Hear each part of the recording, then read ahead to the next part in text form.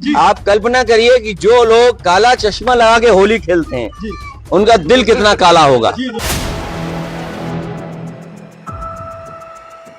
सपा मुखिया अखिलेश यादव बीते रविवार को महोबा पहुंचे, जहां उन्होंने योगी सरकार पर जमकर निशाना साधा। दरअसल सपा प्रमुख अखिलेश यादव महोबा जनपद के कनकुआ गांव में सांसद अजेंद्र सिंह राजपूत के पुत्र विवाह कार्यक्रम में आशीर्वाद देने पहुंचे थे, जहां कार्यकर्ताओं ने जोरदार स्वागत करके चांदी का मुकुट पहनाकर उन्हें सम्मानित किया।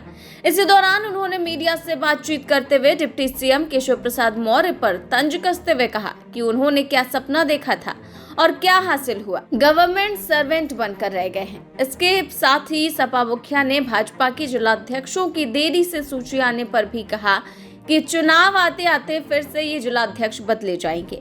उन्होंने कहा कि उत्तर प्रदेश में बीजेपी का संगठन और सरकार उत्तर प्रदेश को लूट रहे हैं। 2027 में बीजेपी की सबसे बुरी हार होगी। भारतीय जनता पार्टी के दिल्ली और लखनऊ की सरकारें चल रही, जब दो दो सरकारें चलें, डबल इंजन की सरकार अपने आप को बोलें, ये डबल कंफ्यूजन में चल रहे हैं और ये डबल ब्लंडर कर रहे हैं।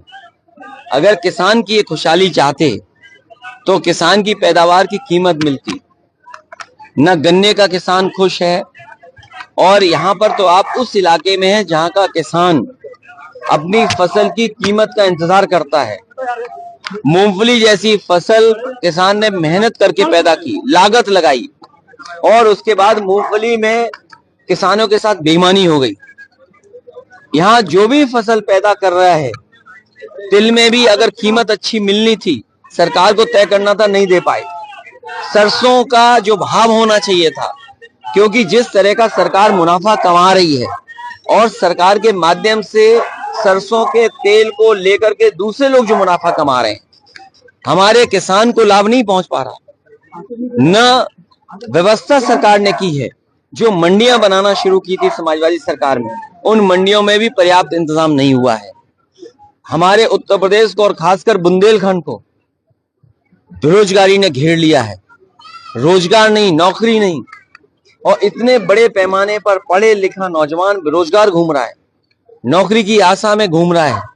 और अगर हम पलायन के आंकड़े मांगे भारत सरकार के ही, और भारत सरकार के ही अगर हम आंकड़े माने कि पलायन सबसे ज्यादा कहां है, तो मजदूरी के लिए दूसरे प्रदेशों में जाने के लिए या अन्य जगह जाने में लिए सबसे ज्यादा पलायन अगर कहीं से हो रहा है तो उत्तर प्रदेश से हो रहा है। महंगी पढ़ाई, महंगा इलाज, और इलाज तो है ही नहीं, गरीब को इलाज कहीं नहीं मिल पा रहा। न प्राइमरी, न पीएससी चल रहे, न सीएससी चल रहे, न जिला अस्पताल में इंतजाम है। जो एम्बुलेंस समाजवादियों ने चलाई थी वो भी बर्बाद कर दी, पुलिस को करप्ट कर दिया, और महंगाई लगातार बढ़ती चली जा रही है। इसीलिए आपने देखा होगा समय समय पर ये सरकार ध्यान हटाना चाहती है। और अभी तो कम पिटाई हो रही है, ये सरकार आ जाएगी तो और आने वाले समय में अन्याय होगा, कोई कल्पना नहीं कर सकता है। बहुत चर्चा में है, सीओ द्वारा कुछ विवादित बयान भी दिया गया है, कैसे देख रहे हैं? देखिए, आप संबल का तो पूछ रहे हैं, एक छोटे अधिकारी का आप पूछ रहे हैं, लेकिन बगल के जिले बरेली में एक डीएसपी अधिकारी पुलिस का, उसका घर जला दिया, उसकी सरकारी गाड़ी जला दी, पूरा घर जल गया, लेकिन पूरा उत्तर प्रदेश शांत है। पता नहीं हमारे चैनल के कैमरे कहां चले गए। मुझे उम्मीद है कि वो कैमरे वहां भी पहुंचेंगे जहां डीएसपी के घर को आग लगा दी, गाड़ी में आग लगा दी, सोचिए आप। और जो होली मनाने का कार्यक्रम बड़े शांति के साथ, बड़े हर्षोल्लास के साथ, भाईचारे के साथ, एक दूसरे से प्रेम और सम्मान के साथ मनाते थे, इस बार भारतीय जनता पार्टी ने जहर घोलने की कोशिश की। लेकिन उसके बावजूद भी मैं बधाई देना चाहता हूं जिन लोगों ने शांतिपूर्ण ढंग से सौहार्द में होली का त्योहार मनाया। क्या होली का त्योहार या कोई त्योहार राजनीति का मकसद नहीं हो सकता। हमारे देश की जो खूबसूरती है वो यही है कि अलग अलग धर्म के लोग यहाँ रह करके हम एक साथ जीवन गुजार रहे हैं। और अगर हम केवल इसी से देखें, हमने स्वामी विवेकानंद जी को हम सब ने पढ़ा होगा, और भारतीय जनता पार्टी के लोग सब पन्ने पढ़ते हैं, लेकिन जो पन्ने पढ़ने चाहिए उन पन्नों को ये फाड़ देते हैं। स्वामी विवेकानंद जी जो जो कहा उन पन्नों में सब पन्ने नहीं पढ़ते। आपने हमने सुना होगा शिकागो की उनका भाषण, उनका जो सबसे बड़ा भाषण जिसके बारे में पूरा देश दुनिया चर्चा करती है।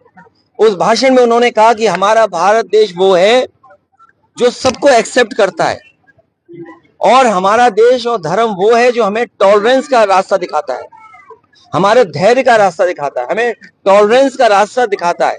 लेकिन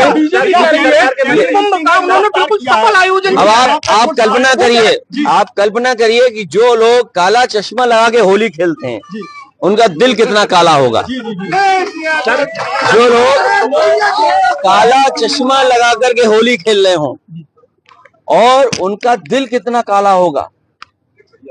हम सब लोग वो लोग हैं जो अलग अलग रंग से होली खेलते हैं। बहुरंगी लोग हैं हम लोग बहुरंगी की कल्पना करते हैं कि सब गुलदस्ता तब अच्छा लगता है जब अलग अलग रंग के फूल हों। ये भारतीय जनता पार्टी के लोग एक रंगी लोग हैं। एक रंगी लोगों को कोई स्वीकार नहीं कर सकता है। इसलिए हम और आप यही समझते हैं कि जो दूसरों का दुख अपना दुख समझे वो योगी होता है, दुख नहीं देने वाला योगी होता है। तनख्वाह बनने का मजदूरों से कम है। जो हमने देखा, आंखें वही देखती हैं जो सामने है, आंखों को वही दिखाई देता जो सामने है। इसीलिए उन्हें वो दिखाई नहीं दिए जो परिवार के लोग आज भी भटक रहे हैं। मैं तो अपने पत्रकार साथियों से कहूंगा और खासकर यूट्यूब चैनल वालों से कहूंगा, हालांकि कुछ यहाँ तो ज्यादातर वो पत्रकार हैं जिनके ऊपर बीजेपी का इन्वेस्टमेंट नहीं है, ये बड़े बड़े उद्योगपतियों का इन्वेस्टमेंट नहीं है, इसलिए हमारी बात आपके माध्यम से वहां तक पहुंचेगी।